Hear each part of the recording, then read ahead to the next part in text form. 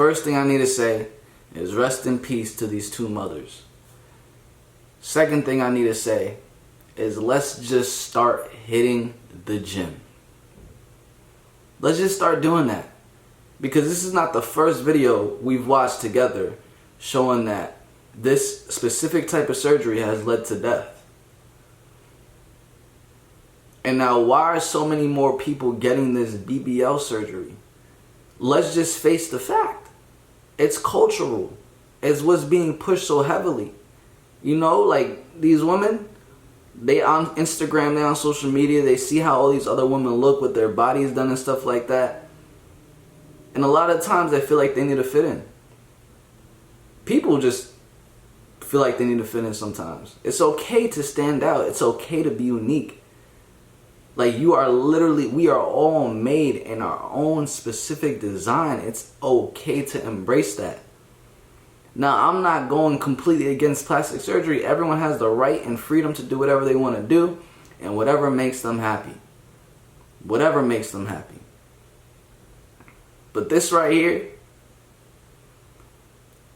it's just not it, man. Seeing people lose their lives because they want a bigger butt is not it. It's actually very, very sad. So in this video right here, we have two mothers that pass away after receiving a BBL. The safer alternatives. All I can literally think about is working out. Let's get into this news report by Fox 26 Houston. And welcome back to the second half hour of The Factor Uncensored. It's a new year, and for some people, it's a chance to create a new look for themselves. We just talked about the obsession with the ladies a few minutes ago here on The Factor Uncensored. Now we're discussing and going to discuss how dangerous the procedure can be. Two women, both mothers, got the procedure, and we heard about them over the weekend. Just devastating to many of the people who read it, and they ended up dying. Secreta Tolliver traveled from Chicago to the Dominican Republic for her BBL. She died from internal bleeding while recovering from the procedure last month. 26-year-old Janisha Jayla Williams got surgery for both a BBL and a butt lift in 2021. Sadly, she never woke up once the surgery was completed. Turns out an unlicensed doctor gave her anesthesia. Board-certified plastic surgeon and the man who has been ringing the alarm here in Houston for months, Dr. Malik Cuddy, joins me now here on The Factor Uncensored to hear, and we all saw those pictures on social media, and as I got them, I sent them to my producer, to hear that such young people, lives have ended as a result of them seeking beauty, dying to be beautiful in their minds. Your thoughts about seeing so many young people in their lives as a result of getting plastic surgery? Well, I think you have to really think about how those patients end up where they end up to have those operations, and that's really where the problem lies.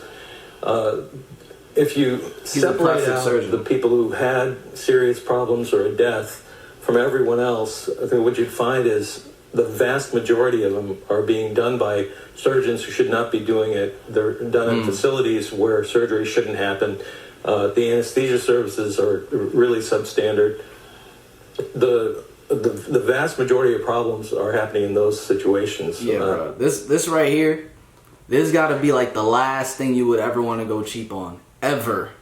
Surgery on your own body, you cannot try to find the most fair price on that joint. You got to pay for the best. You have to. And unfortunately, doctor, what we have is individuals who find the cheap route. These are people who are not board certified, not in this country. In one case, the Dominican Republic. In another case, this person did not have a license. And so they're likely charging cheaper rates. Oh, they definitely are charging less. And, you know, you have people who are, say you find a surgeon to perform the procedure in the first place, and you find him on TikTok or Instagram. TikTok. You have all these different doctors advertising services, basically, you know, just as if it were any other commodity. And people will gravitate toward the ones that are cheaper, and they don't understand that it's not a commodity. There's a big difference between this operation or any plastic surgery operation being done by somebody who's qualified and somebody who should absolutely not be doing it. The ones who shouldn't be doing it are doing it very cheaply, and the patients don't understand that. And I think people think, okay, so this is just my ass. My ass is not going to kill me, but it could if it's not properly done by someone who knows what they're doing. Yeah, and what I can do is give you just kind of a brief example of a particular problem that can happen. There's something called a fat embolus, which is a small amount of fat accidentally gets injected into a blood vessel. It goes into the circulation and can kill a patient very quickly. That problem is something that's avoided with excellent training and experience. And that's something that the cheap doctors don't have. If they had that kind of training, they wouldn't have to do it so cheaply. That's just one example. And really quick, many of those doctors who are not like an oral surgeon who will do this, they get like a weekend of training. Yes, or a course, very common. and then they start the procedure. Yeah, very common. And if there were any ladies watching this video that was thinking about getting a BBL, just know for me, just know I prefer natural. And I feel like a lot of fellas could actually agree to that. That's watching this video. And I think I've talked about it before. There's a course that has a 15-minute segment on patient safety. So you're not going to catch these kinds of very important things. You're not going to have somebody who's been trained under the supervision of other really experienced surgeons on exactly how to do these things and avoid those kinds of complications. But any operation can have a complication. You can have bleeding, you can get an infection, you can have anesthesia problems. But you limit the chance of those happening if you are choosing the right surgeon, and that's what board certification for plastic surgeons is all about. You have somebody, you have to have certain types of training, you have to have a certain amount of experience, and then you have this large group of very, highly respected surgeons looking at your abilities and saying, Dr. Miami. Okay, Dr. Miami probably gets paid a fortune because he's such a well-known name.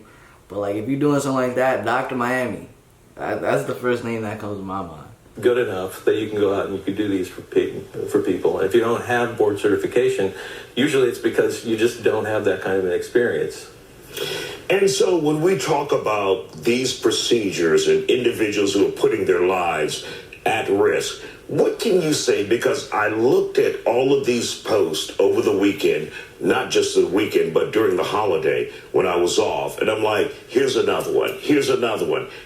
What can we say, if anything, to people out there who are looking to go the cheap way through medical tourism, going to a foreign country where they can save money, or those who may not be board certified? That just sounds sketchy. Well,